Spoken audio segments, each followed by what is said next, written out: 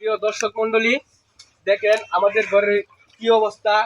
বন্যার পানিতে মনে করলেন যে আমরা একদম দুই ভাই মরতেছি। আমাদেরকে সাহায্য করার মতন এখানে কেউ এই পর্যন্ত আসে নাই।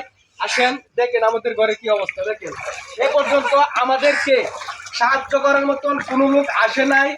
আমরা দেখেন এই যে বিছানা, এই যে দেখেন বিছানা, আমরা ঘুমাইতে পারি না, থাকতে পারি না, আমরা রান্না বান্না করতে পারি না, শুকনা খাবার আমরা তো আনতে পারি না, বাজার অনেক দূরে। আমরা আছি খুব সংকটে। এই দেখেন এদিকে ভাই, এদিকে আসেন, এই দেখেন বিছানা, এই আমাদের অবস্থা খুব খারাপ।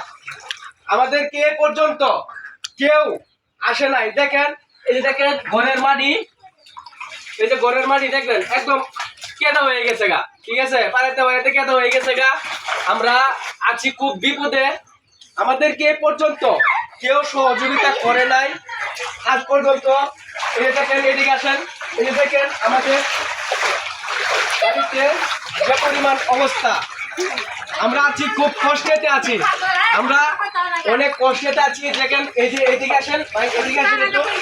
এই যে দেখেন এই যে বাড়ি, এই যে দেখেন একদম এই যে আদমান পানি, দেখেন অবস্থা।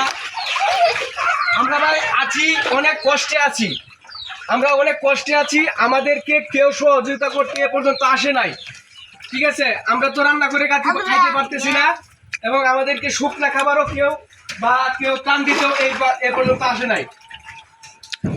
এই যে দেখেন এই যে ঘরের অবস্থা, এই বাড়িতে কেউ নাই, সবাই চলে গেছে। আর চৈতন্যও এদিকে খুব কম, নাই বললেই বলা যায় আর কি, ঠিক আছে ভাই। আর আমাদের যে ভিডিওটা যারা দেখতেছেন, দয়া করে আপনারা আমাদের এই ভিডিওটা বেশি বেশি শেয়ার করে দিবেন আর কমেন্টের মাধ্যমে জানাবেন। আর আমরা খুব কষ্টে আছি, তো আমাদের জন্য আপনারা দোয়া করবেন। আপনাদের দোয়া চাই যাতে আমরা এই বন্যার পানিতে মোকাবেলা করে বেঁচে থাকতে পারি। ধন্যবাদ সকলকে।